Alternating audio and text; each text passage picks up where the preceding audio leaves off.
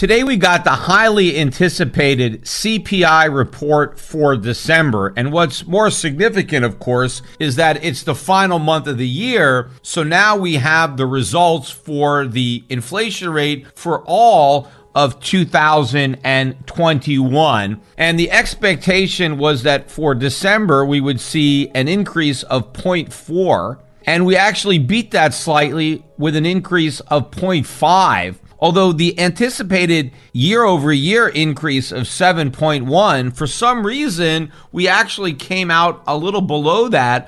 7.0 was the number. Still a 7 handle on the CPI for the year. This is the worst CPI officially in 39 years. You have to go back to 1982 to get a CPI that bad. Of course, if we were still measuring inflation using the same CPI that we used in 1982, 2021's inflation would have been higher than 1982. In fact, it would have been the highest in history. In fact, if you simply substitute owner's equivalent rent for home prices, because in 1982, home prices were what they were using for that component of the CPI. So if we substitute home prices for owner's equivalent rent, after all, nobody actually pays owner's equivalent rent. It's not like actual rent where you write a check to your landlord. Owner's equivalent rent is some made up number that some random people guess. And for some reason, they're always guessing low.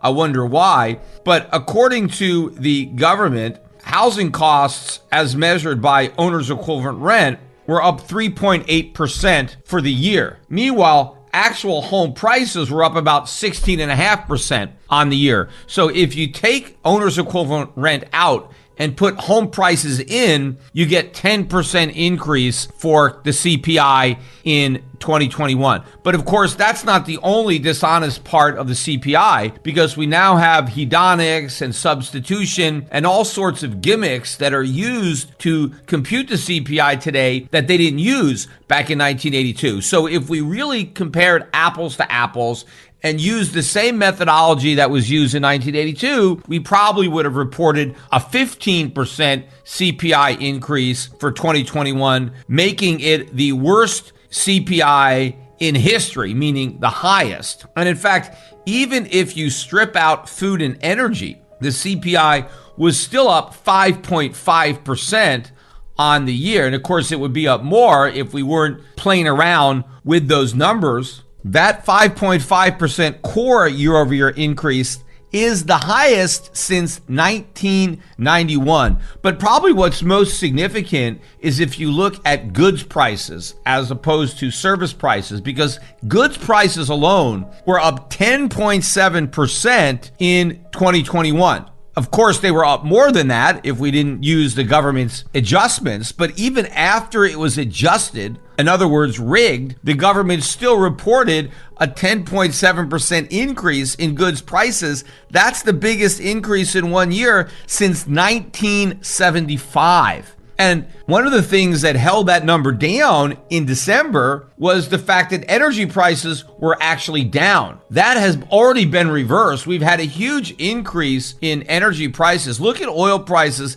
Today alone, oil up another $1.50. We're over $82 a barrel. But oil has been very strong. In fact, I think we can hit a new 52-week high this week in oil. We can get over $85 a barrel. But everything is going up. All these commodities are going up. Copper was up 3% today. Across the board, we're seeing strength in commodity prices. All of this, of course, is going to be bleeding into the CPI all year. And so the numbers are only going to get worse. And even if you look at services, because a lot of people are trying to claim, well, it's all because of goods.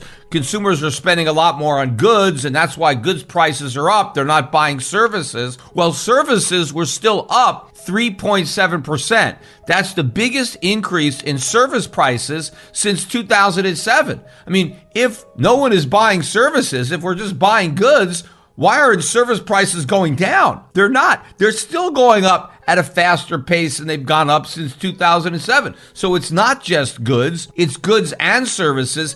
Everything is getting more expensive. Everything is way above the Fed's so-called 2% target. The only thing that's not rising that much are wages. Real wages continue to fall. In fact, they've now been down for 9 weeks in a row. Year over year, real wages declined by 2.4%.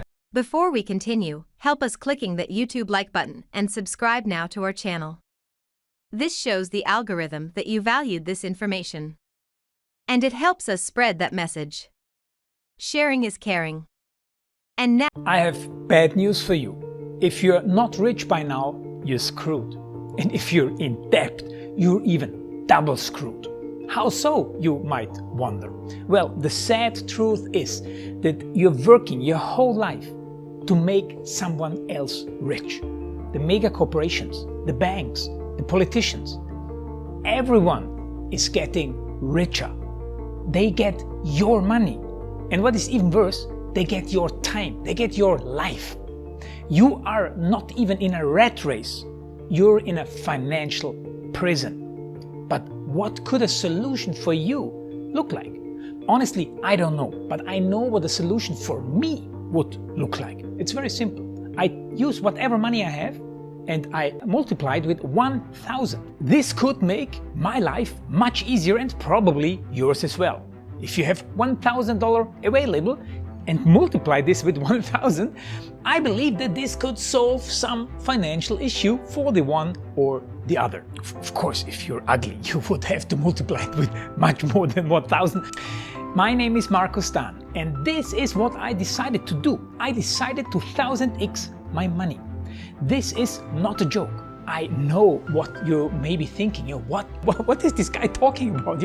How should this work? This is not possible. Well, I made a detailed video where I laid out my plan.